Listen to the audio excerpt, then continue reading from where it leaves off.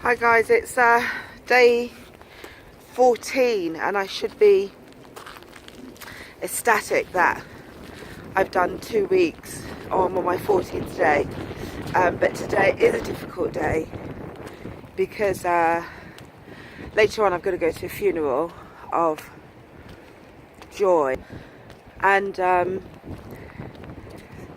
going to dedicate today's run and talk to speak about aura, because that was Joy. You know, she had the most beautiful aura, and I know many of the speeches today will be talking about how beautiful she was, and she was like an angel.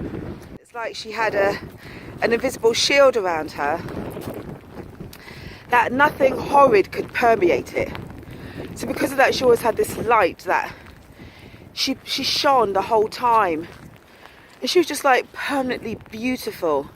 I'm not sure if you ever met anyone like that before, and they just permanently, and it's authentic to the core. You have some people who want to act beautiful and you're like, yeah, whatever.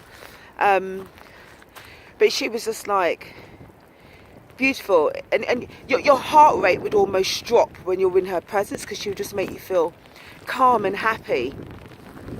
And you could be with someone sometimes, can't you, and they just don't evoke that feeling in you. They make you uncomfortable, or their energy is toxic. And we all have an energy, we all radiate an energy whether we like it or not, and it's so unconscious sometimes. When people say things like, you know, I don't want to deal with something, I want to, you know, oppress it, I say you can't oppress it, because it does manifest itself in your aura. That's why you've got to clear your nonsense out. But that was Joy, wasn't it? She just had this beautiful aura all the time. She was like a light, and I see us that we're like organic beings, so we do gravitate towards the light. We're like plants, aren't we? We gravitate towards the sun. So you do unconsciously gravitate to people who have that light in them that's constantly shining. And like, you can't, nothing horrid, I'm sure, can get through to these people. It's quite magical, really.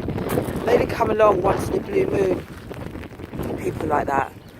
And Joy was one of them. So Joy, I'm dedicating this video to you today to say thank you for lighting up our world, really. Yeah, say thanks for that.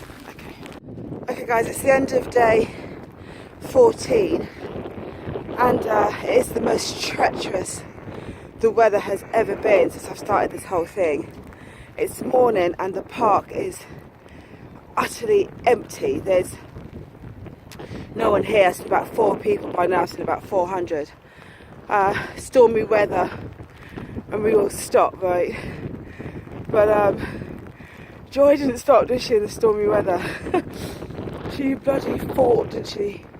That girl, she had cancer for so long, and she just kept fighting. But one thing we can say for sure is that Joy hasn't gone to her grave without shining her light. Do you know what I mean? There's a wonderful saying by Maya Angelou that says, many of us go to our grave with our song still inside us. When I interpret that, many of us go to our grave with our light still inside us. We're afraid to shine our light because we're afraid of what people will say. And I'm going to a funeral today, my dear. I'm going to bury someone. You can't go to your grave with your light and your song still inside of you, because we're worried about fitting in or conforming, or worried of what people are going to say.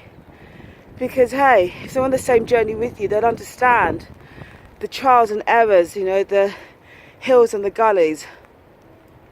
And to imagine, to shine your light, to be who you're supposed to be, all you've got to do is climb the goddamn stairs. Do you know what I mean? That is it.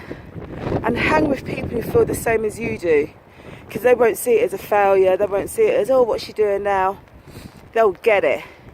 And people aren't in that circle. They're just throwing stones at glass houses. Like, who gives a hoot what they want to say? Do you know what I mean? Like, later.